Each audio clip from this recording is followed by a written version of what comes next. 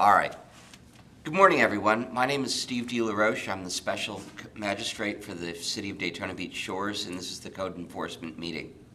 During the course of this meeting, I'll be calling the cases. If it is your case, please let me know. The city has the burden of proof. They will go first. You will have the opportunity to contest any evidence that the city presents. You may make legal objections. Then when it is your turn, you may call yourself as a witness. You may call other people as a witness. All I ask is that if you're trying to explain something to me, you please come up to the podium. I don't allow people to yell at me from the back of the room. If at any time you are uncertain what your options are, please ask me, and I'll be happy to tell you what the realm of possibility is in the position you're in. Okay? All right. First order of business is always approval of the last meeting's minutes. Is there any objection to the approval of last meeting's minutes? No. Okay. All right. First case we have is PCDEF 2022-61 for 3150 South Atlantic Avenue. Property owner is Richard D. Merkel. Is Mr. Merkel here? I am. Okay. Ms. Hurstein? Okay, and Mr. Merkel, I note that you did submit 2 pages to the department, and those were included in my briefing book, and I have read them. Okay? Your Honor, I apologize. The contents marked 4A are actually 4B on today's agenda. 4A is actually an update that you requested from property manager Mike Bretzel. You had asked for that to take place at the beginning of today's hearing. He is here, and I believe prepared to update you, and then I will correct the record about the mismarked pages for 4B when we get to that case. All right. Mr. Russell? Pretzel. Pardon? Pretzel, B-R-E-T-Z-E-L, like pretzel with a B. Bretzel. Yes. Yes, I remember this case. Okay. How are you doing this morning? Good, thank you. Good. Okay. All right. You have an update for me? Yeah, we've engaged John Banks, the general contractor, and Joe Grimaldi, the plumbing contractor. Joe's been in touch with the city several times. He's been down there twice, I believe. Yes. And John's got the online applications filled out, and he's going in today to get it notarized there. Okay. So they're gonna pull the permits. Okay, excellent. All right. I'm looking for this in my book.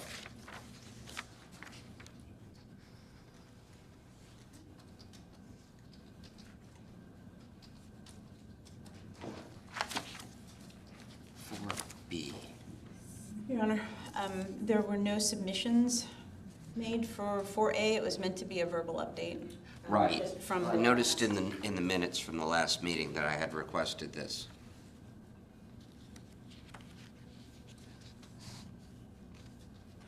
Here it is. Okay. All right. Well, I appreciate you doing everything that I asked prior to yesterday. We got the fee paid yesterday as well. Great. Thank you very much. Because whenever I have people that come to me, I try to respond to them. And it appeared, because the stop work orders have been violated, that I needed to check up on it. So I appreciate you appearing before me, and hopefully this will close out within the time period, and we won't have anything further to do with each other. Thank you very much. If I may step in, Sure. just to say that, yes, we did receive the fees for the initial hearing yesterday. We also received an authorization from Mr. Bretzel to be able to answer any questions that you had today. And then I have had conversations, and I believe others in the office may have had conversations with other contractors, John Banks in particular. I've had conversations with Joseph Grimaldi, a plumber. As of when I left at 8:30 from the office, we had not received any applications yet. So that first piece was to have obtained permits by February 15th.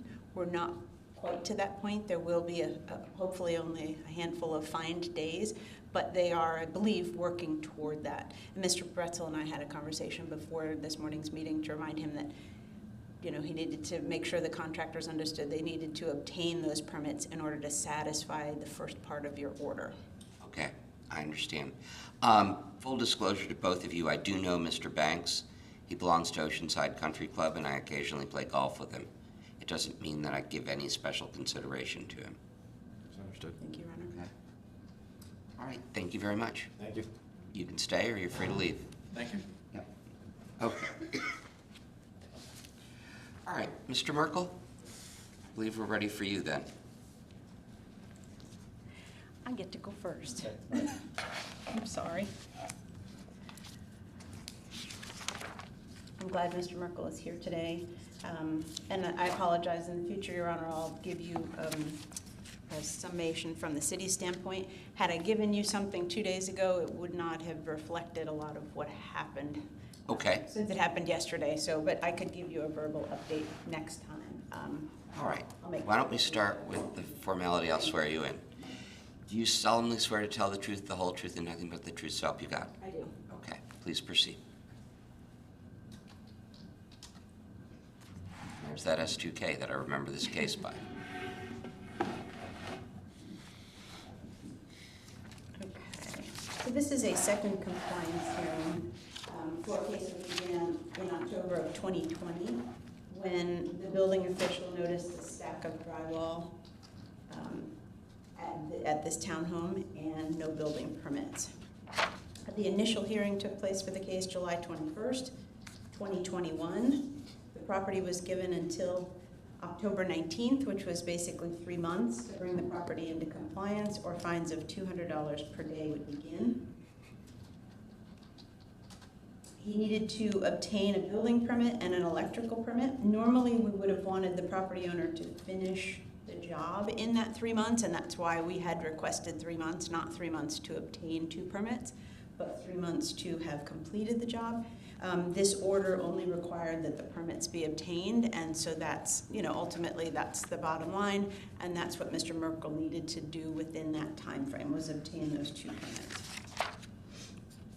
October 19th, 2021, just after the compliance date, we reevaluated the status of the property, completed an affidavit of non-compliance, and advised Mr. Merkel, and that is, the affidavit of compliance is in this notebook's packet of submissions, which, thank you, I would like to ask that each of the documents provided by the city in the Code Enforcement Special Magistrate's notebook for this case be accepted along with the slides in the PowerPoint presentation, some of which may be shown, some maybe not.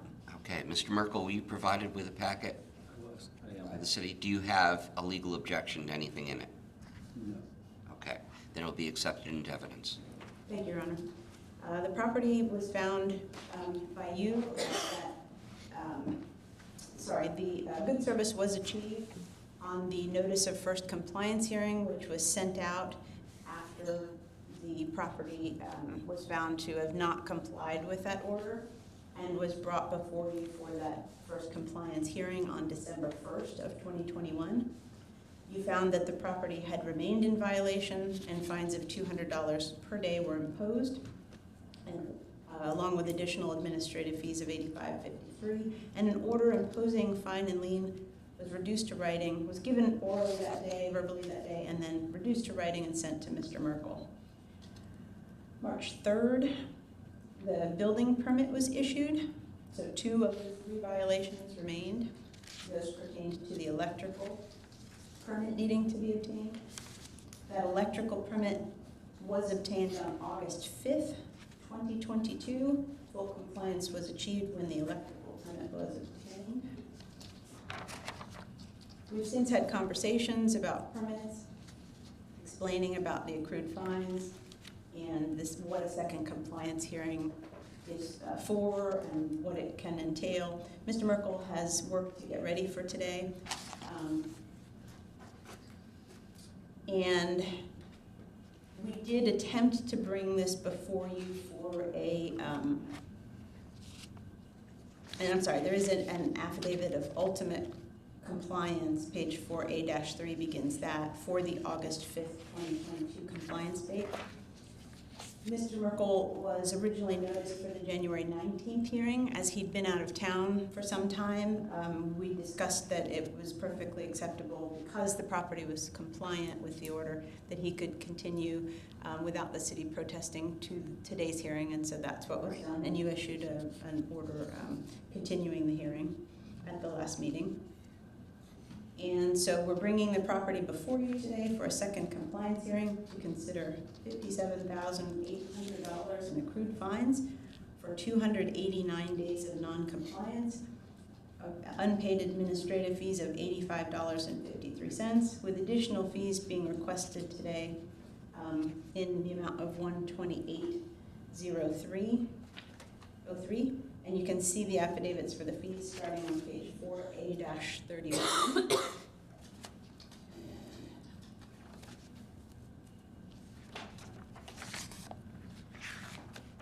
I would like to point out in one of the 2 pages that were submitted by Mr. Merkel,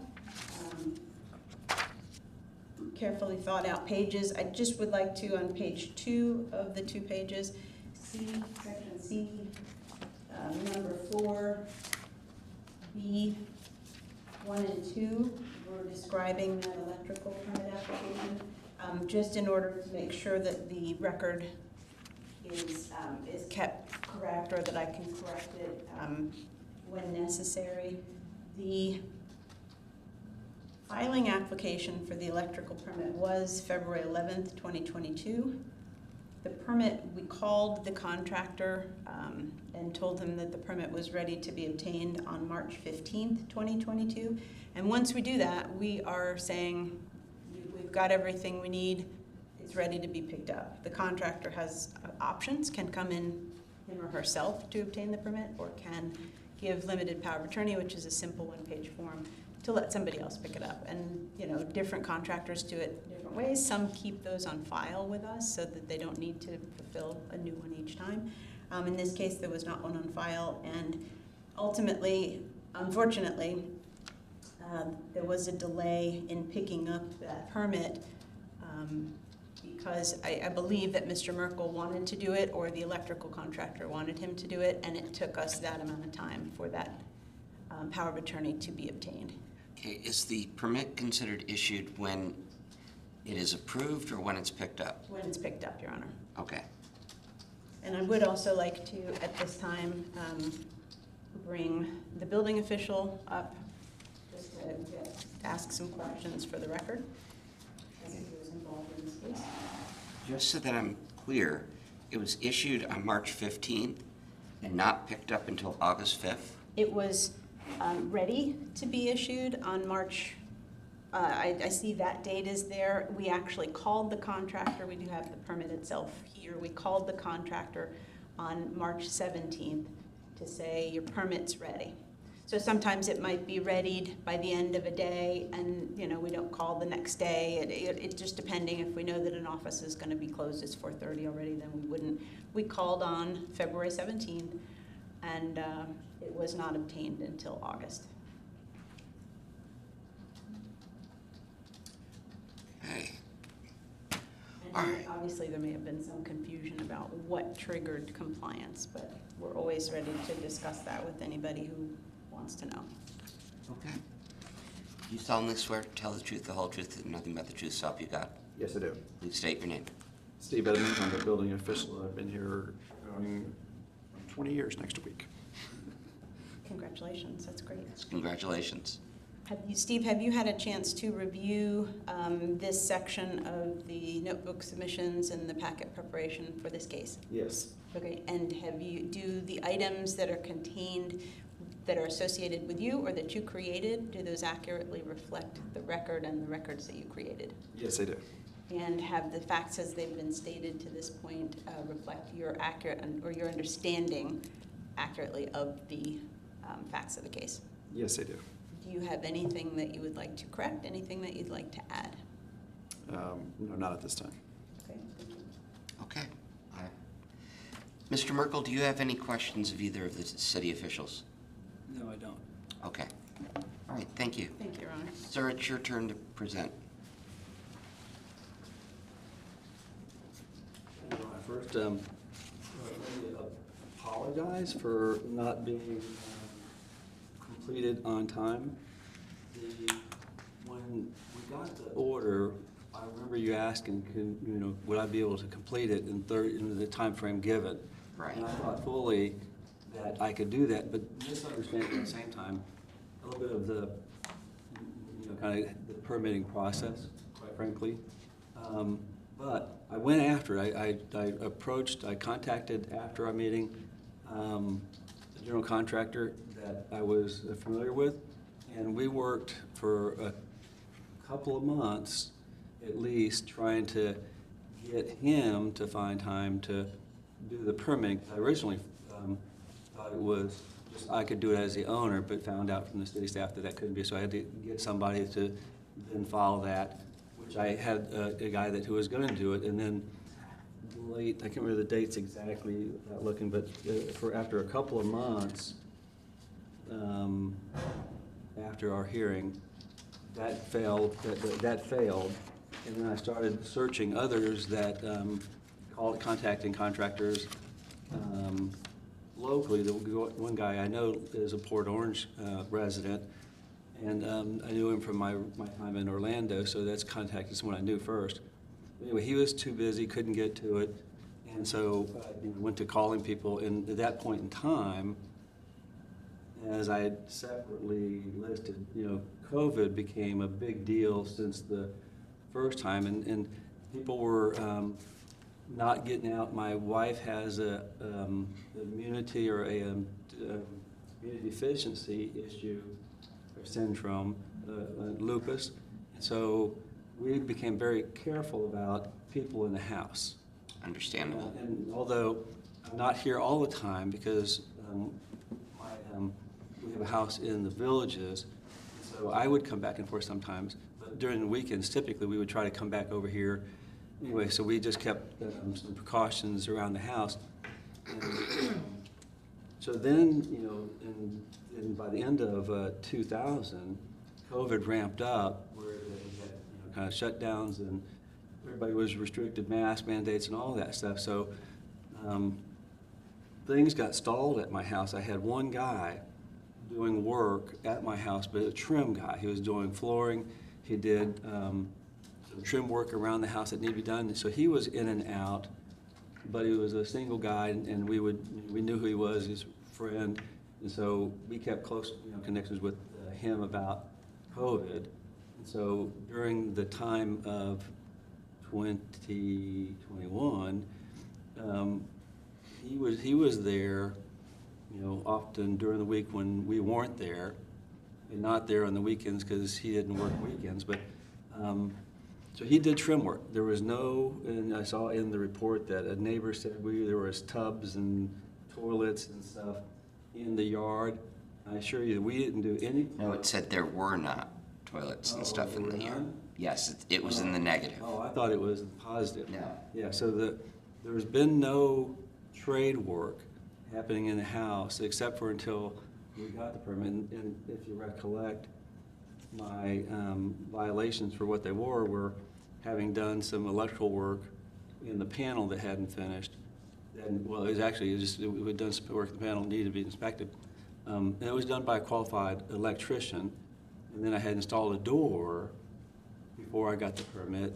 And my existing door was rotten out at the bottom, so I put in a kind of code compliant, correct door, heavy duty, the right kind of door to put in. So, and then the other thing was I had put in some drywall that was there. So there'd been no other kind of say trade work in the house. As things, at the end of 21, I was, I've been talking to another contractor, local guy, to pick up the stuff, and get going. And he said he would do the work. This is sometime in the latter part of 2020 when we had when COVID had kind of really interrupted everything. And he too said, "Listen, I'll do it for you, but I can't do it right now. I've got issues going on every project I have. We can't get staff, people are at home. So we went through that whole deal. End of 21, we finally got him to say, okay, I'll do the stuff. So getting him then to sign permits and get subcontractors underneath him took a while. And so, but we did have, and the reason why the electrician guy was delinquent, because he didn't really have anything to do.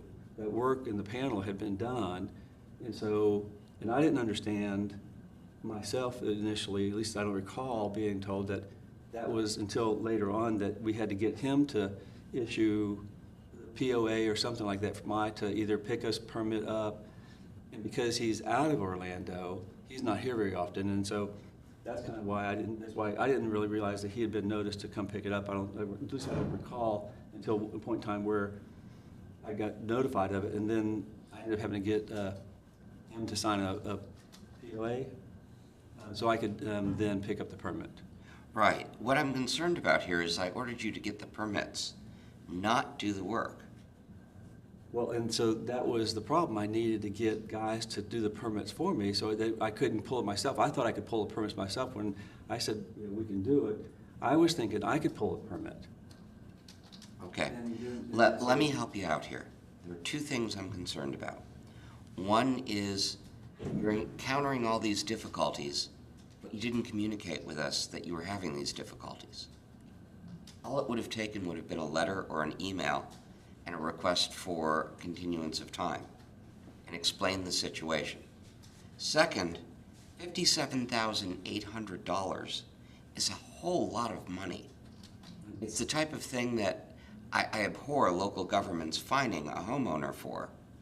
But you created this situation, and I really need a justification why I shouldn't impose the fine.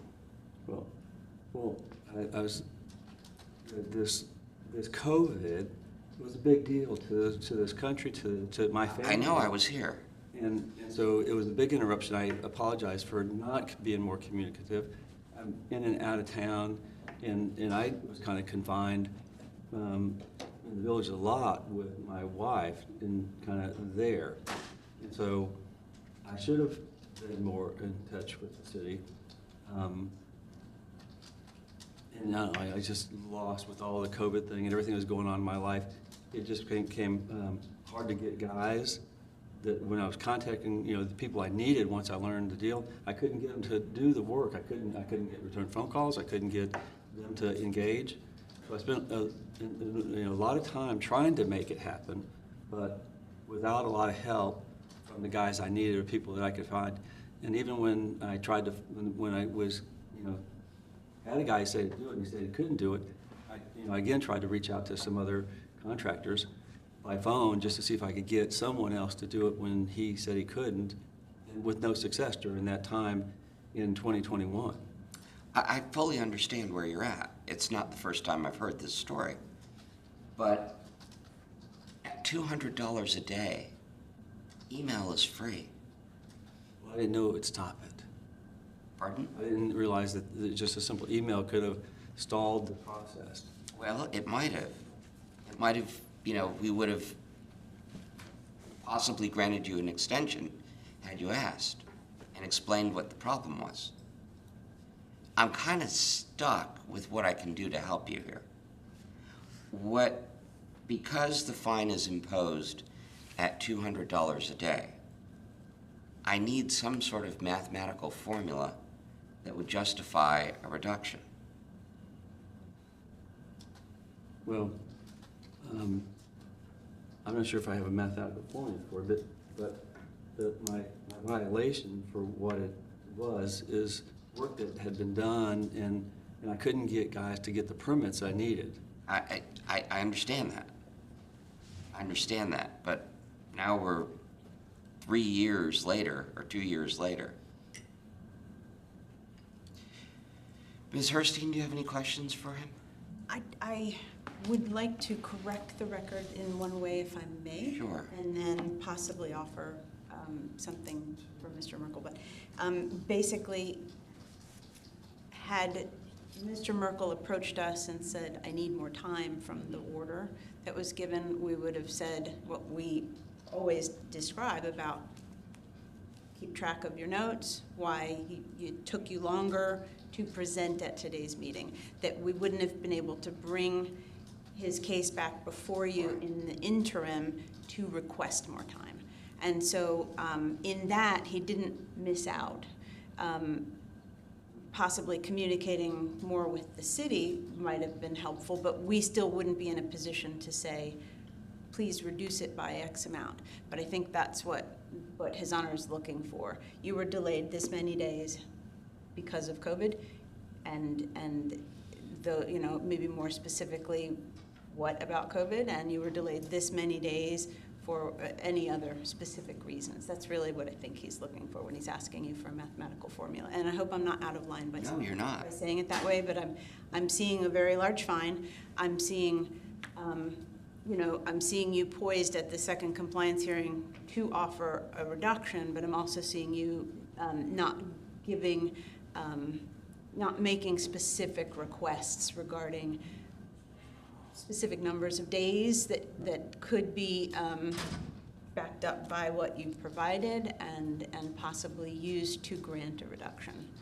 And perhaps you even want to take I'm not sure if you want to take, if you wanted to offer a recess and we could move on to the next case to allow you. Some time to think about this. Yes, thank you. All right, so we'll adjourn this case until after I'm done with who else is here. Okay, Okay? all right, thank you. Thank you. Thank you. Thank you very much, Ms. Thank you, Hurstein. Your Honor. Okay. It's my policy to take cases for people that are here, and then cases when no one shows up we'll take after, because I don't like to waste people's time. The next case on the docket is CDEF 2022-63, and that is owners SA 2011 LLC. Is there anybody here from that organization? No, Your Honor. Okay. Then we will skip that for now.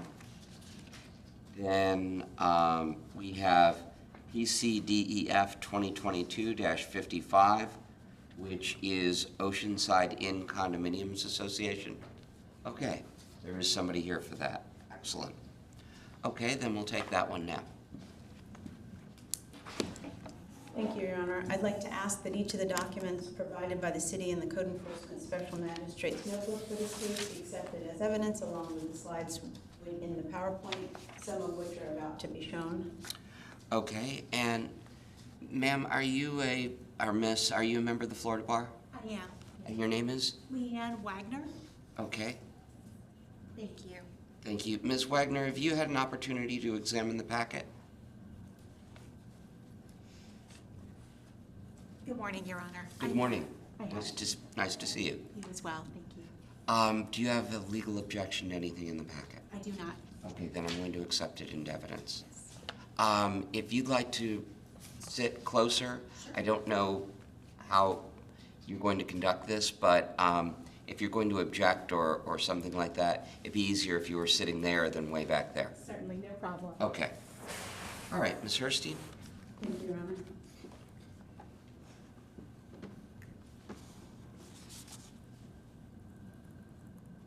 I apologize, I'm terrible at skipping.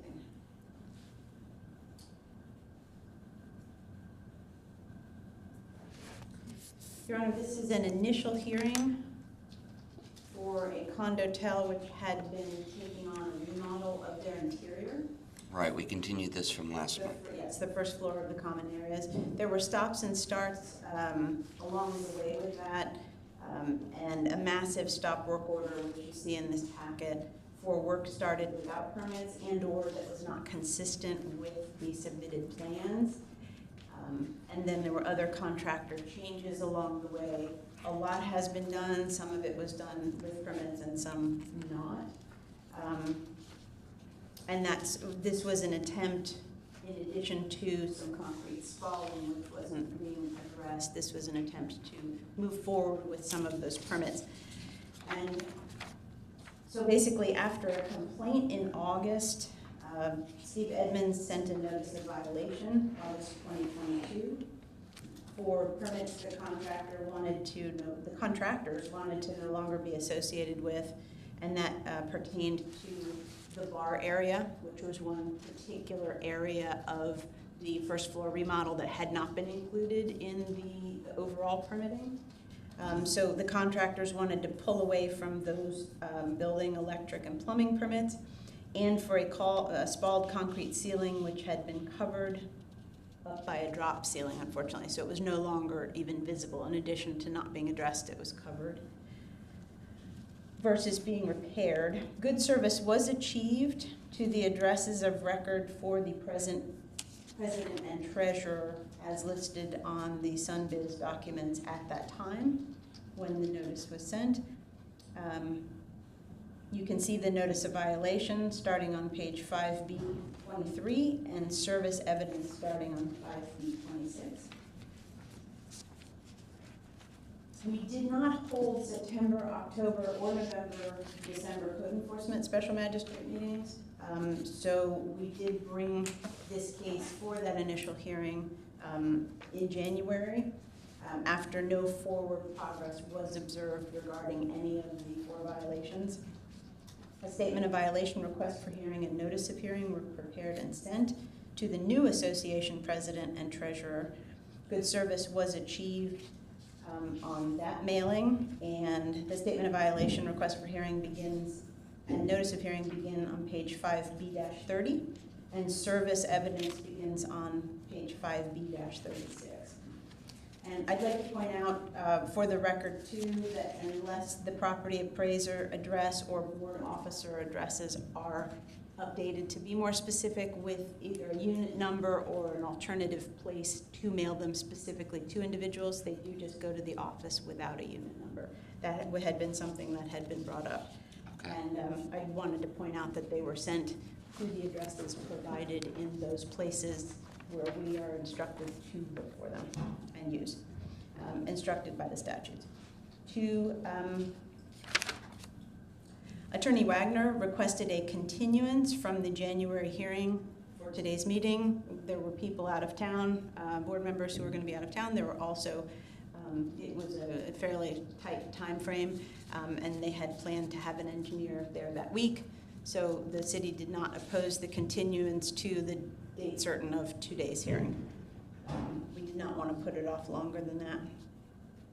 I'd like to show there are lots of slides with all of the different permits, including the ones that were pulled for the overarching project, one that was replaced for the overarching project along the way, and others. Those are all in the packet. I don't see the need to go through them, but they're there if we need to refer to them for any reason. Slide showing the permit activity for the property. I would like to first show you that is a picture taken of the spalled concrete area in front of the elevator doors, and you can see the tiles have been taken out from the drop ceiling to let that be observed. Is that the rebar visible? When I bring Building Inspector Edmonds up, he can answer that question. I don't believe that you're able to see any, but behind the cracks, one would expect that the rebar would be there, and it, you know, as it shoots out, as it rusts, the concrete can no longer adhere to it, so it begins to crack and fall away. That's a good question. The pipe that you see vertically in the picture may very well be rebar, and that's something that he can address for us. This is just a little, this was taken right off of one of the plans. It's one section of an oversized plan, just showing you where the spalled concrete area is located, that we're aware of anyway, on this property. Above, if you went upward from the spalled concrete area, you would be headed toward the parking garage. And then there are other areas that were not covered in the permitting that have not been addressed yet, the kitchen and bar area. Our permits today are talking specifically about the bar area, and then there's also a conference room that was not completed. There are 2 slides worth of screenshots. These were taken 6:22 p.m. February 13th for city permit activity. And this is, it says at the top since mid-2013, that is not correct. These 2 slides, as I said, 2 slides basically take us all the way to mid-2019. So you can see there are a lot of permits going on for the common areas at that property, and stops and starts among them. The green check marks are permits that were submitted, the work was done, and they were final approved, inspected and final approved. And then the red areas are permits that where the applications expired, where they were revoked, etc. So, Under job description in the tables, there are 2 red stars. I've never seen those before. What do they mean? the red star is named at the bottom of slide 5B-47. And that was just pointing out that at the August 1st, 2022 final inspection, even though that final inspection was approved for the lobby area, it did not include the kitchen, conference room, bar, concrete repairs. The inspector was noting that those items had not been addressed as part of the overarching permit, and you couldn't really tell that without his comments because the job description is quite vague and seems to be addressing the entire first floor area, but was not. That's what the red star is for.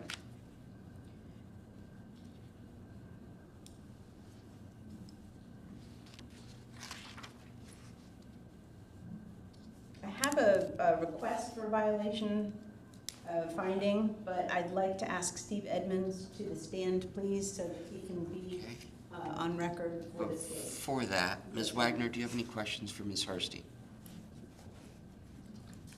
I have no questions, thank you. Okay, thank you. Mr. Edmonds? And I know you've been previously sworn. Steve, do you have any, or have you had a chance to review the documents that are in the notebook for today's meeting pertaining to this case? Yes, I have. And do the ones that you created, are they represented accurately? Yes, they do.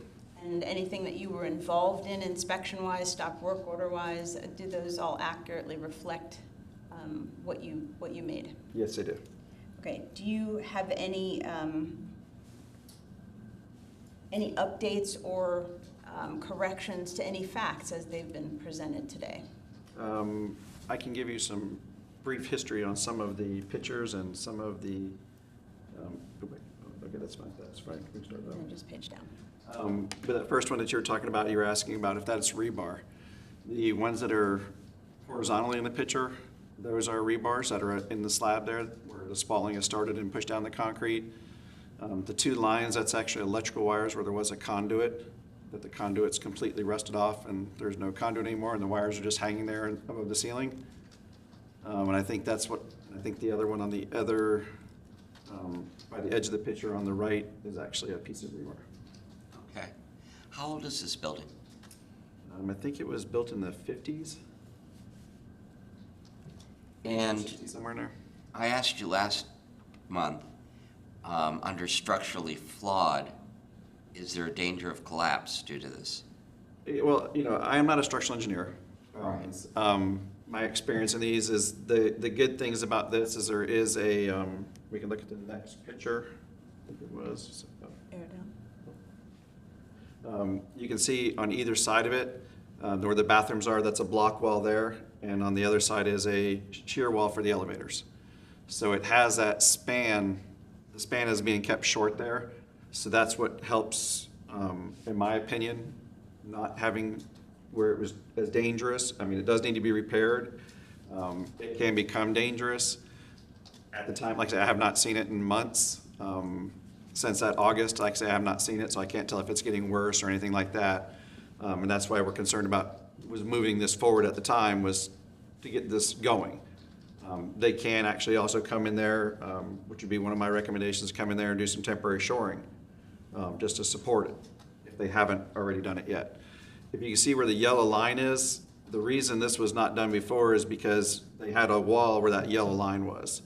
Because they were working in the lobby area, trying to remodel that. And so that was our means of egress. And so we couldn't get in there and do the work at that time because it would close off all the means of egress to the first floor and the building would have to be emptied. I see. So because that wall was temporary there, the agreement that we had was that as soon as we can get this other area open, they would immediately start working on that area, is what I discussed with the contractors. As soon as we finalized that last day on that, that's when pretty much all that agreement that we had with the contractors went out the window and nobody did anything. So after getting the complaint in August that they weren't moving forward, I contacted the contractor of record and just let him know that he was, asked him where his status was, telling me he was legally responsible for this thing. And that's when he panicked and said, I don't want to be responsible for this, and removed himself from the permit.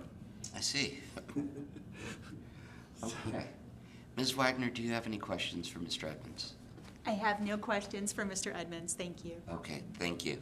And Ms. Herstein, the city is requesting a 7? Thank you, Your Honor. The city is requesting that we be supplied with signed and sealed drawings from a Florida licensed structural engineer for repair of the concrete stalls on or before March 20th, which is 30 days.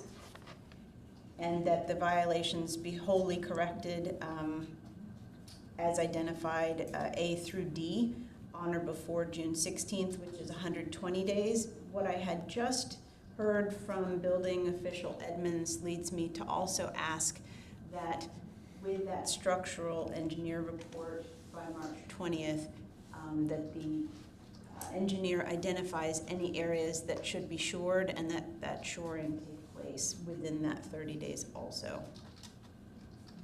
Okay. And that should be included, the description of what and why and where should be included in that engineering. All right.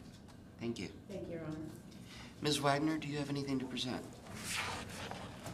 Thank you, Your Honor. And I would also like to thank you and Ms. Herstein for being willing to continue this proceeding to today so that the association could get their engineer in place and kind of develop a plan moving forward. Certainly not as an excuse, but just by way of explanation, this is a condominium hotel which is not designed for residential purposes. It is for mostly investment, and as a result, there is frequent turnover of the board of directors. I understand. Individuals who received the first notices are obviously no longer on the board. Fortunately, we do have a board now that seems to be dedicated to completing the improvements to the building, dedicated to ensuring that the necessary repairs are made, and we're also fortunate enough to have a board president who maintains a home here in Florida. His wife, Stephanie Kaminsky, is with me today as the association's representative, if you have any questions about the property. I also have with me today Pete Zahn from Zahn Engineering. I would like to bring him forward just to speak to you about his findings, if you Okay. Hello, Mr. Zahn. How are you? Very good, thanks. How are you? Good. Would you mind raising your right hand? You solemnly swear to tell the truth, the whole truth, and nothing but the truth, so help you God. When I read the report, I was encouraged that they had engaged you. I'm familiar with your reputation in this community. Thank you. Nice to hear. So what would you like to tell me? I went by, took a look at it. It's definitely needs to be repaired. There's, I have the same pictures that Steve has. The rebar, it's all spalled, popped off. My partner apparently had been out there and looked at it some time ago, and we talked about it just briefly this morning. So we've got two options. One is going to be to see if we can repair it from the bottom, but probably the best solution is going to be to go ahead and shore it up, form it, come in from the top, and just replace all that material, because we don't know for sure what's above it.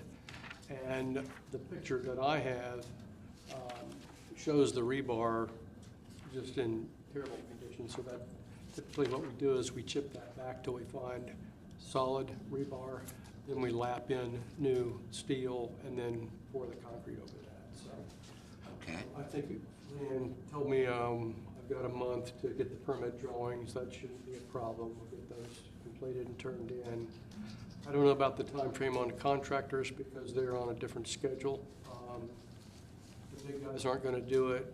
Rick Hager and Flores and Southeastern, but Glenn Canfield might with GC Contractors. Steve might have some other smaller concrete repair guys that we could get involved in it. So What about the time to shore up the ceiling? that could happen pretty quickly. Is 30 days Probably a within- reasonable amount of yes, time? Within the permit drawings. Again, it's going to be getting the person to get in there to do that work, though, because it's got to be properly done. So I understand. I can draw the drawings, but I can't get the people in there to do it. Okay. Does the city have any questions for Mr. Zahn?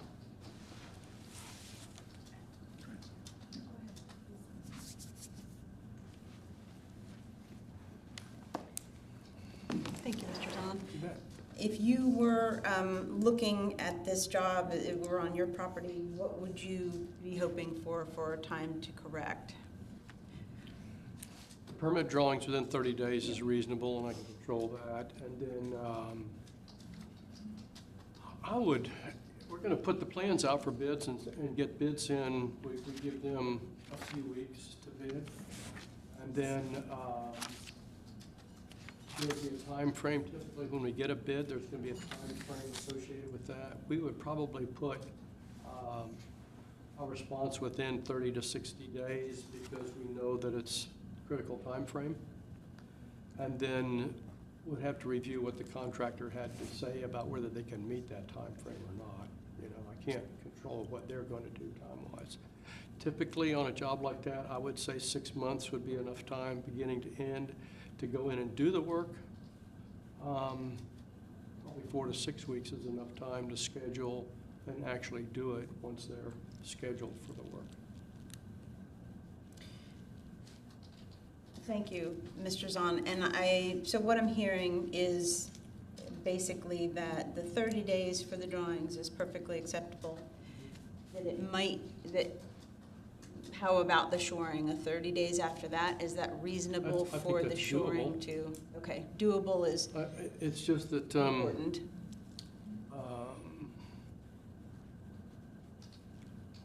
we're committing people outside my I area of understand, control. but you are very much watching and observing the industry as it is right now and the likelihood of this being done. And which is why I'm asking you the questions. That's why at 30 days is going to be tough. You're going to have to find somebody that's willing to come in and do that. Glenn Canfield he does a lot of restoration work. He does a lot of work. I saw 2 or 3 of his trucks driving here, so I know he works in the shores a lot. Right. We've done a lot of work together, and you know, he'd be the first guy I'd call and say, Glenn, could you come take a look at this? I think we did some plans for the renovation work a couple of years ago, and I think Glenn came in and did the work on it. So Okay, so am I understanding that you're saying 30 days to submit the drawings is enough, 30 additional days to shore? yes, Is that sufficient, with your understanding? You don't have a crystal ball, but with your understanding of, well, as I told him at a condo meeting, I said my crystal ball is in the shop, so I can't really tell you what the future holds. 30 days would be a very short time frame to get somebody in there. okay, if that were 90 days, as the should be engineer a of reasonable record, time. you're basically the one who will be saying, Yeah. This I is think fine 90 to days stay is a- this is a way for more 90 days. reasonable. Well, as Steve said, he's been looking at it for a long time. It does have a short span, so there's not a load on it. It's not likely to cause a problem, but I want to, since we just got engaged, I guess yesterday or day before, signed contract, so we'll be in there, we'll take all those ceiling tiles down so we can see the whole job. There's a lot of conduit in there that's in the way too, so it probably, that's why it's best to come in from the top. So that's going to extend the time frame on the work being done, but getting the shoring up would be one of the first things to do. okay, and you think And that 90 can? days is a reasonable time frame after the permit drawings. I would start on working on that right away. The shoring, or the drawings? The drawings I'll start on right away. I'll pursue the shoring, that's outside of my Right. ability to do anything, so I've got to go to outside people to do it. But I would want 90 days past our 30 to do the permit drawings. So that's 120 for the shoring. And then I would say probably 90 days past that for time to complete the work. So that's 6 months to complete the work, and the person that comes in to do the shoring is going to be the person who's going to do the work. So hopefully those two would dovetail together. What I'm hearing you say is 30 days for the engineering to be submitted, the drawings, 120 days from today for the shoring to be in place, Yes. and 7 months from today Yes. to complete the work and have approved Correct. final inspections and a final engineer's report. And that seems reasonable in light of what you know at this time. Mhm. And if that time frame, Leanne asked me earlier, what if we don't meet that? I said, we'll know ahead of time, and we'll come back to the board and say, look, here's what's going on, and we need additional time because of some specific reason. Okay, let me tell you a little bit about our process in that regard, and also the building official definitely has something that he would like to add, and that's important too, definitely. So with our process, basically these timeframes are given today. They are they're reduced to writing in a findings of fact, conclusions of law and order, and then from that, the time starts. We look at the 30-day mark. Do we have what we're supposed to have then? We look at the 120-day mark. Do we have what we're supposed to have then?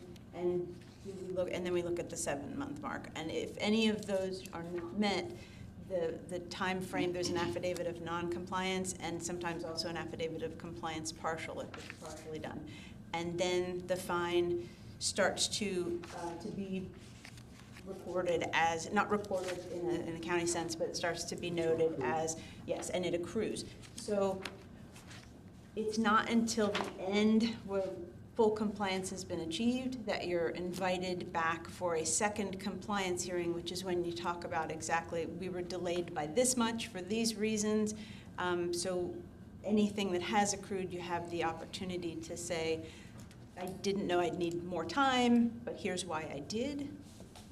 You know, supplies were pushed back by 60 days, and here's an email stating that that happened. Do you know what I mean? So you have the opportunity to reduce, but there's not an opportunity in the middle to say, we're going to need more time. Will you extend the date out? So the best we can do is the emails to let you know here's where we are and what's going on. Absolutely. So that we're doing it timely instead of after the fact. Absolutely. I've been And on the then- county code enforcement board for 40 years this year, so I'm pretty familiar with code enforcement actions and processes. Everybody does operate a little They differently, do. though. I And mean, that's we within the go through statutes. permitting in Right. 11 or 12 municipalities, and they're all a little bit different. Thank you. Thank you very much. I would like to invite Mr. Edmonds back up to Certainly. weigh in about the acceptability about those timeframes. Okay. Yes, I'm okay with, I'm familiar with Mr. Zahn's reputation as well, so I'm okay with the timeframes that he's set out for this. I just did want to make sure also we clarify that this was also for the expired permits for remodeling the rest of the lobby, the bar area, the kitchen area, and the other room that was left off. And so I was just wondering if the owners could speak as to when they're going to correct those issues as well, if that's part of this violation. Okay. The bar area is, unfortunately, the other areas are not. If you could incorporate, if you're doing the same thing, which we had discussed pre-hearing, that they may abandon those improvements for now. So they'd safe it off, they'd give you a permit to make sure the drywall's complete, that any firewalls are intact, that there's no exposed electric, et cetera. As long as they have all the means of egress and stuff open. They have to address those areas. And how long do you think that'll take? I think this is probably outside the scope of what Mr. Zahn looked at, but knowing what you know, Pete, are we able to abandon those permits? Because again, this is all based on, special assessments of the owners and Sure. availability of funds. So is that something that you think we would be able to, I haven't looked at anything Abandoned, besides okay. the structure. okay? It's pretty easy to abandon things, you just walk away. It just depends Well, what we're it depends on looking the life for safety is- issues going on. I'm not sure what they are. Right, well, you know, some of the stuff is like the bar area, they did the rough end, so there's pipe stubbed out that would need to be probably capped off, the floor leveled out. You know, I have no problem not having a bar there, but it needs to be a flat Right.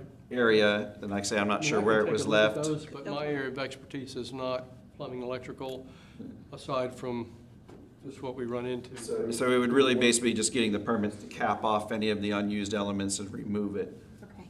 is really all I'm looking for, to abandon it. So If I- they don't I wanna- could do a walkthrough with them and take a scope and Okay. assist with something like that. Thank you. And I think that probably then, if it's just a question of capping things off, I would think within the same time frame for completion of all the work, there should be very little problem getting that done within that timeframe. Okay. And we do a lot of remodel plans that show that kind of stuff. It's just that I don't sign and seal that kind of work. Right. Thank you. Okay, anybody else have anything else to say? We are modifying our request for 30 days for the engineer drawings to be submitted, 120 days for the shoring to be complete and inspected, and 8 months for final completion and final compliance with all of the violations included today, including final inspection on any. So you want 240 days? So 8 months. 8 months, 240 days. 8 months brings us to specifically October 16th, 2023. Okay. Thank you, Your Honor. Thank you. Sherry, do I need to repeat that, or do you have that? I'll go back and do it verbatim. So Okay, all right, that's what I'm going to order. In addition, $162.89 in costs.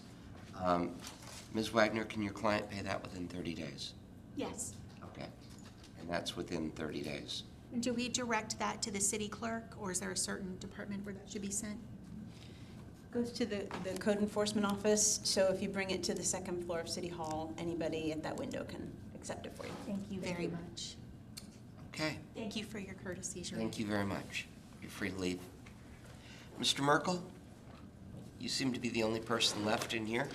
Would you like more time, or would you like to? I have tried to put together numbers. I'm sure I don't have the time, the number of days between the time frames.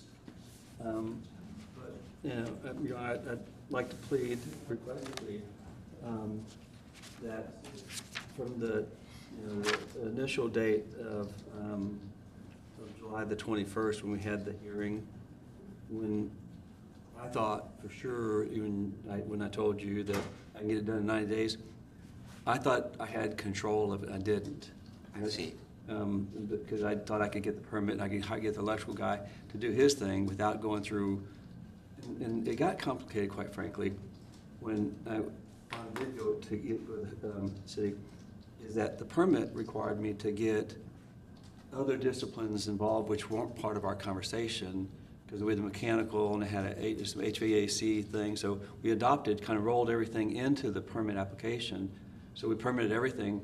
I couldn't just go get an electrical permit. So that kind of caused, involving the general contractor and time. So here's my request, if possible, is that kind of during that initial time frame when I was trying to get contractors on board before, like right afterwards, which were also COVID complicated. Right, but that first 90 days, you're not accruing any fines. Okay, well, until like the end of December, it's kind of time where it was after the October 19th date.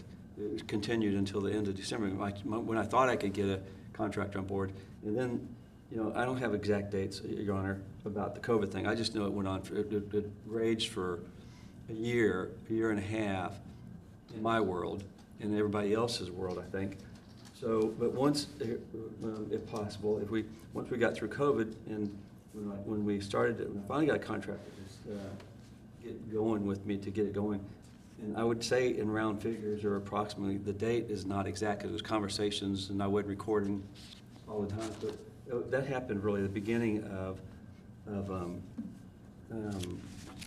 2022. All right, dates on this thing, yeah. And that process until I got in, from January 1, let's say, of 2022 through, well, March 15th is when we had everything in place except for the electrical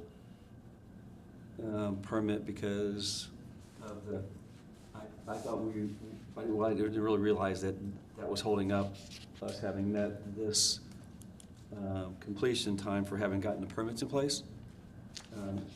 So what I'd like to ask, if I can, is to plead forgiveness for the period of time COVID influenced up until the time that I finally got a contractor who would work with me to get the permit, which is as of January 1 last year.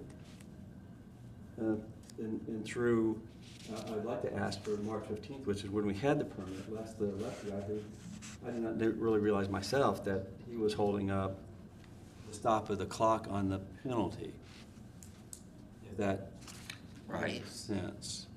And we had the application was in. You know, he had signed the application, just didn't pick it up by that March 15th date, and so it was issued. He just didn't simply pick it up.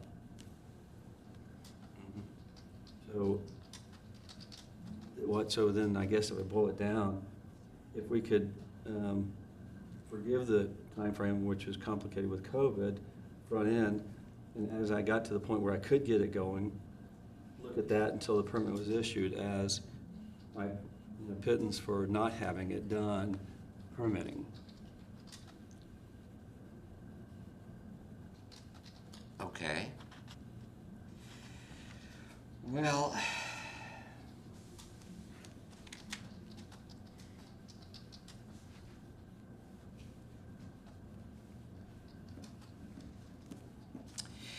this is what I'm prepared to do. I can see that from March 15th to August 5th, the permit sat in the drawer at the city, and until somebody held on to it or took possession, it's not deemed to be issued. But I don't really see much difference between it sitting in the drawer and being in your hand.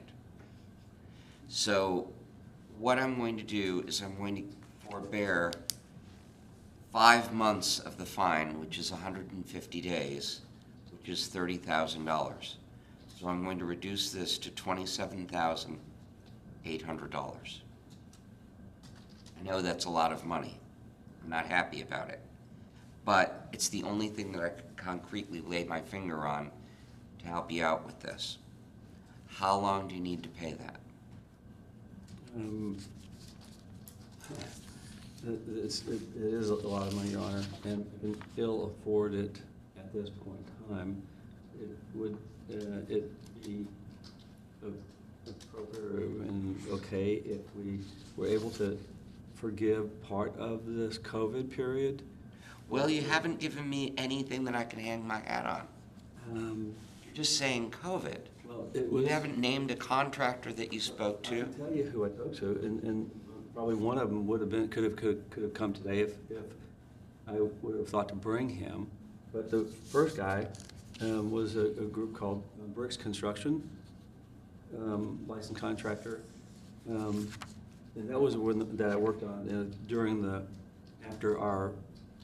once I figured out I had to get a guy involved. So this was immediately after our conversations here back in 21, and then this Thompson Construction, a local contractor who's done work around the city, he was the guy that I finally found who would work with me to do this, and he has told the city staff, I know that, we'll talk to one of the staff persons about the complications that he had during this time frame also.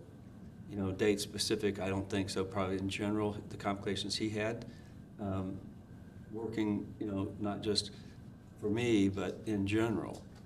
He had some conversation with Cheryl, I'm not sure if it was Cheryl he spoke to or you, Gwen, Mr. Thompson, about my case. And I just know that And I understand that, but again, you keep saying complications in general. Your fine is based on math. $200 a day times X number of days. The only way I can reduce it is with counter math. That's why I gave you the entire time period plus a couple of days from the time it sat in the city drawer until it got picked up. That's why I can rationalize $30,000 being removed. Okay, so that doesn't give any consideration to the COVID. But you didn't specifically tell me what your delay was. Well, I couldn't get contractors to accept the work or do the work, or one of the two, or the combination thereof, or, and besides which I, was not here all the time, my wife having. And I feel bad for you. And so for that, it was a whole year of, complications in all of our work, our lives. And so it was hard to get people to do anything. So I wasn't trying. Mr. Thompson, if I could have him here, would probably tell you, he was working with me probably from the middle of mid 21, excuse me, the first year after the COVID got really hot, for probably half a year before even him being able to take time to do it in early January of last year. So while I said it was the whole year, which it was for my world, my getting someone who kind of finally said he would work with me, and he'd come here and tell you this if he could, that we were working, talking about it into middle of the year 21, but didn't get him engaged until the end of 21. So for half a year there, I had the guy who said he'd do it, but he couldn't get to it. Well, when did you sign a contract with him? Well, we made a verbal contract when he said he would do it, but we didn't have a written contract. But he said, "Rick, I'll get to it," and that took. When did you put down a deposit? Well, there was no deposit. He didn't require a deposit. So I don't have a data deposit or a contract. It was a handshake. I'd gotten to know Mr. Thompson, and he was the guy I went to, and I finally figured out that he could do what I needed. That was his business. I asked him if he'd do it, and he goes, "Yeah, but I can't do it anytime soon." So I had somebody where I wasn't getting anybody when I was just calling random contractors, general contractors. So I know for a fact that, I've been talked to him at least 6 months before we got paperwork in place. So I'd like to beg forgiveness for at least half of the probably year and a half of the COVID, 6 months of it maybe. Well, the fine is based on 289 days, not 364. Right. Yeah. But for 6 months, whatever part 6 months would have been, let's say, of the whole year of 21 that I lost, if I could get forgiveness for 6 months of that.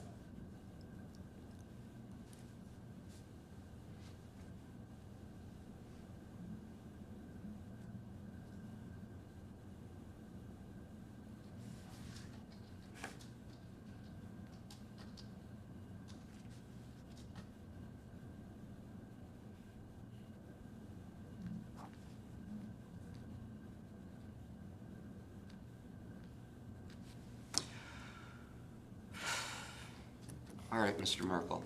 I understand your plight. You're not the first person that has come before me to say that COVID interfered with their plans. I'm going to forgive 60 days of that period. So the total forbearance on the fine will be $42,000, meaning the fine is $15,800. You have 9 months to pay that. If you fail to pay that, it gets reinstated to $57,800. You'll. Let me make a note. So the total amount, John? The total amount is $15,800. That is forbearing 210 days, based upon what you told me. In addition, There is $128.03 in costs from this hearing and $85.53 in costs from the previous hearing. You have 30 days in which to pay those. I'm a little disturbed you didn't pay the $85.53 from the first hearing. I thought I paid. Sir, you paid the initial hearing costs.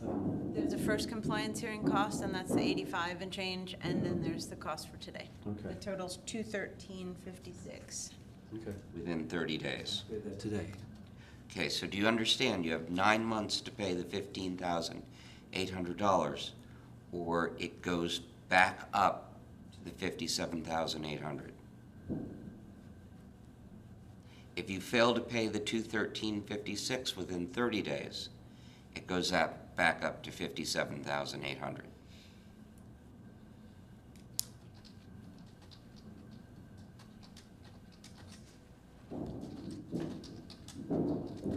I understand. All right, that's the best I can do for you. Okay, thank you. Okay, thank you. Okay.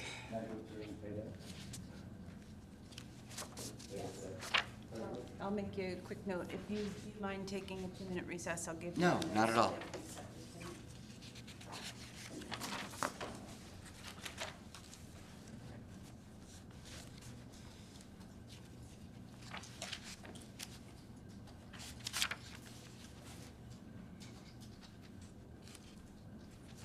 Sure.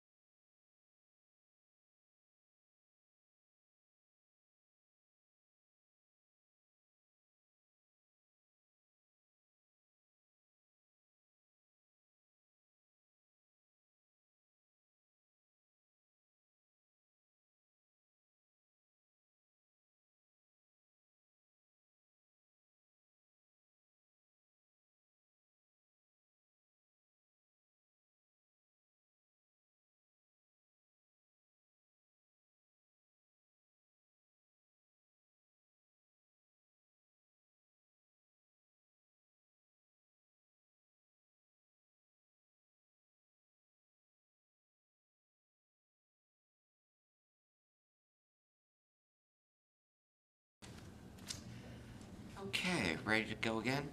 Let me take one additional minute just to get the slides in the right. Sure.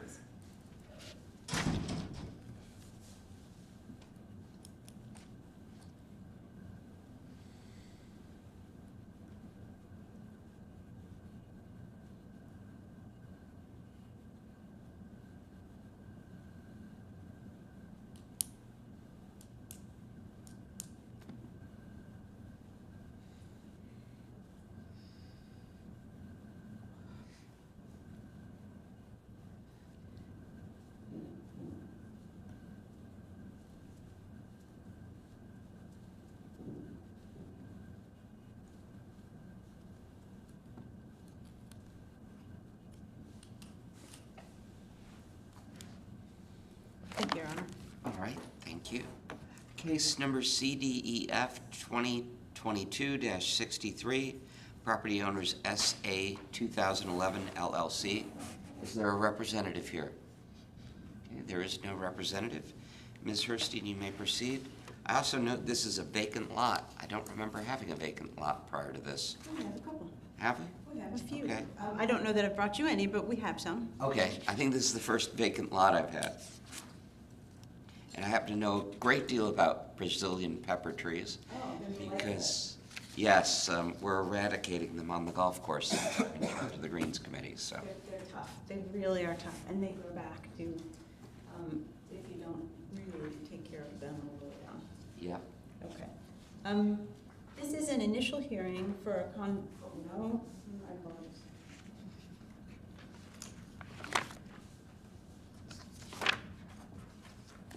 I'd like to introduce, I'd like to ask that each of the documents provided by the city in the the Code Enforcement Special Magistrate's notebook for this case be accepted as evidence along with the slides in the PowerPoint, some of which will be shown. Okay, hearing no objection, they are accepted. Thank you, Your Honor. This is an initial hearing. Before getting into the facts of this case, I'd like to make a quick correction of a Scrivener's error that happened on page 5A-14. While the parcel numbers are correct to these properties, the physical address in bullet number 2 is incorrect. However, the physical address on page 1 of the very same document, the statement of violation request for hearing, is correct. Okay. Thank you. And it did not impede the property representative from getting in touch with me and meeting me at the property after receiving it. So it did not impede anything procedurally. Okay, that would be luxury, Ocean's Luxury Realty? Correct. Okay. Correct. This lot, if I could show you, or these two parcels, if I could show you page 5A-2 on the screen, it is actually two parcels. All of the 5 violations that have been listed in this notice of violation apply to both of the parcels. Okay. They're owned by the same owner. Neither has a numeric South Atlantic or cardinal address. They go by the legal description and or the descriptors of where they are, but the parcels are almost identical and the same owner. So rather than potentially charging them $100 or $200 a day or $250 a day for one, and then also for the other, treatment of them will logically happen together. Sure. And so we opted to just put them in one case and deal with them together. So basically, you can see the slide at the upper left-hand side is there's a small, or the light red box around the parcel that is along. It's on the west side of the overall parcel, and it's along Cardinal. And then the slide on the upper right-hand side shows you the box around the parcel that is along South Atlantic, and there is no additional parcel between them. They are adjoining. And so I put a yellow box at the bottom. This code enforcement case deals with that entire yellow box, both of the parcels.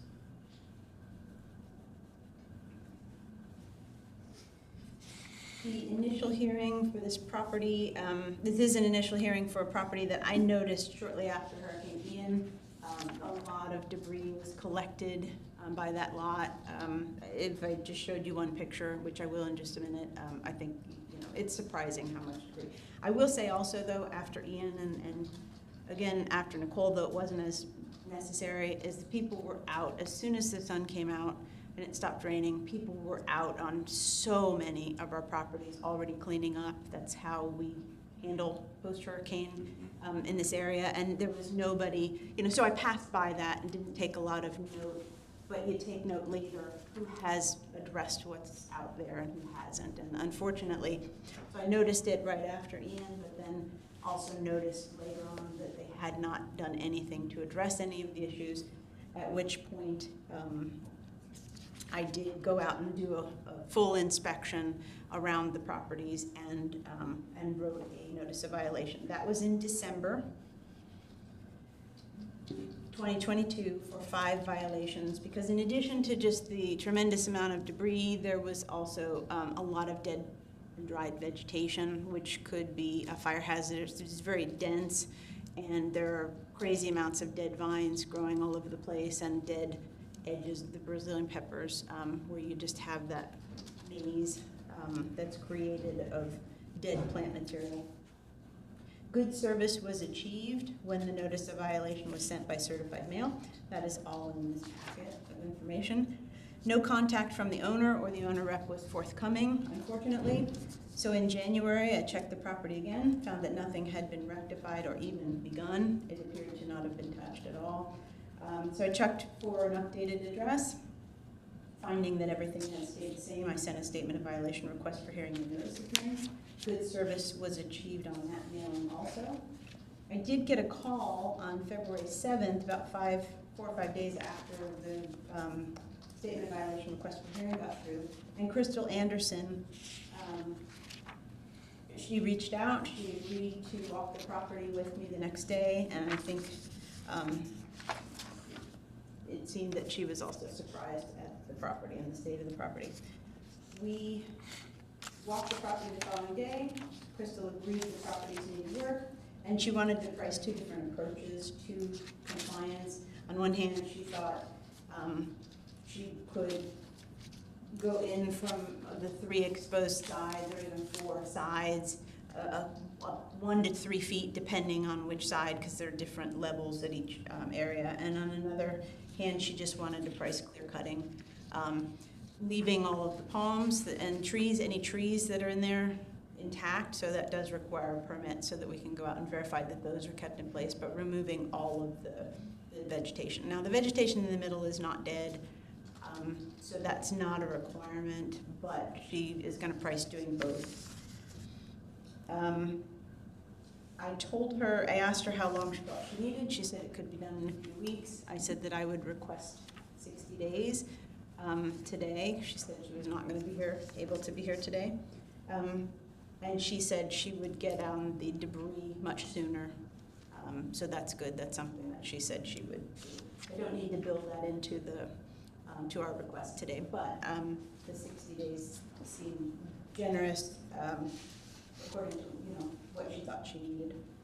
So I would like to take you through the violations and the pictures if you'd like, and then offer my recommendation. There's nobody here. If you feel that you don't need to go through the pictures, we can forego that. I really don't. The aerials are fine. Okay. I know what Not even hurricane one? debris looks like. Oh, there's one. Yeah. Oh, there's, okay, all right, we're moving on. We're just moving on. Okay, I've seen There's the 5. pictures. I really don't need to see anything beyond the aerials. I'm going to find the violation, issue an order 7, 60 days to eradicate the problem, or $200 per day, and $162.89 within 30 days. Thank you, Your Honor. Thank you. Okay, moving on to the last one. PCDEF 2021-74, owners John Stanton and Shan Jones Stanton. Case 5C in the book.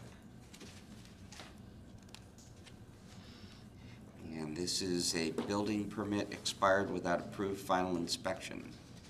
And I'd like to ask that each of the documents provided by the city and the code enforcement special magistrate's notebook for this case be accepted as evidence, along with the slides which have been prepared in the PowerPoint, and some of which may be shown.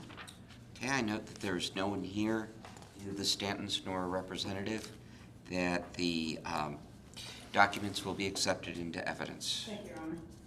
This is an initial hearing for a 2019 $15,000 permit for replacement of windows and a sliding glass door. That expired without an approved final inspection.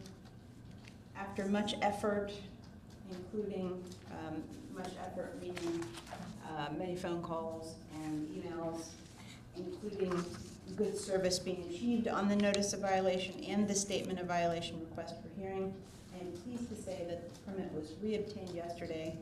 Therefore, I would like to just go straight to asking for a no fine standing order, which is an order number 4, for that one permit, 2019-0983, having been expired without an approved final inspection, leaving the work unpermitted. I do have copies of the permits and anything else you should wish to see. I do see that the Stantons have addressed other permits on their property well, but this one, through a combination of issues, not any one entity, but a combination of issues, we'd just like to be at the end of.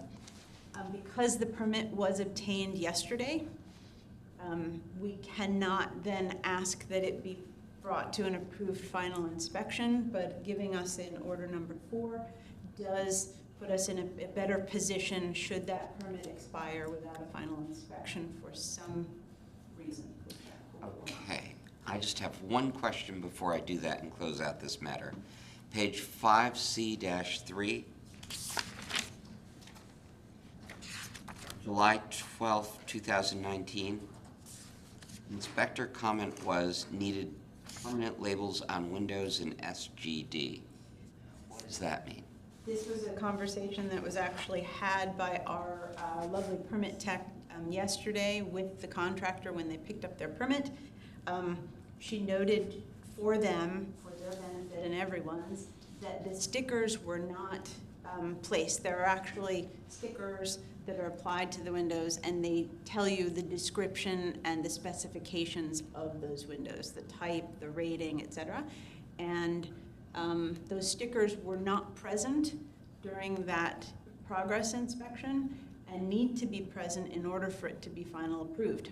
The contractor showed some consternation yesterday about that, and but is aware and has a few options to address it. The building official got involved in the conversation and made sure that she knew of the options and that it would not be approved without those stickers. Okay. And do those stickers come with the window? That's a great question for the building official if he wants to get involved in answering it better for us. You have a pack of them in your back pocket? What this is all windows when they're manufactured, because they're product approved, they come with a sticker from the manufacturer that lists the window brand, the model number of the window, the pressures of the window, the glass that's installed in the window showing that it's impact glass. And it has a little note on there that says, "Do not remove without the inspector's permission." Oh, okay. All For that right. reason, because that's what it's there for, is so that we can go there and tell what type window it actually is. What we agreed to do was, the contractor said it's hard to get these things after the fact since they've been removed without permission. Sometimes the manufacturers will actually reprint them for them. It gets confusing, but also what we accepted was, when they purchase the window, they usually have a spec of the window that they purchased for that product on that date and time. And since this was such an old one, we said we would accept that purchase order from the contractor. So the contractor sent that purchase order yesterday. Okay. So we can verify that it is the correct window. I appreciate that. Thank you. Would you please allow my description of what the stickers Sure. have on them to be stricken from the record? Sure, absolutely. Okay, I'm going to issue number 4, no finding of fact. And there's no cost attached to that, correct? There is an administrative fee attached, and that is an affidavit. You can see an affidavit on 5C-21, and that is for $162.89. Okay, then I'm going to order the administrative fee of $162.89 within 30 days. Thank you, Ron. Thank you. Okay, is there any other business? Only to discuss the upcoming hearing dates, which were not on the agenda, but I Noticed that. discuss. The next regularly scheduled code enforcement special magistrate meeting, Thursday, March 23rd at 9 a.m. April's meeting is scheduled for Thursday, April 20th at 9 a.m. And May's meeting is scheduled for Thursday, May 18th at 9 a.m. Okay, very good. All right, thank you. Nothing further, we're adjourned.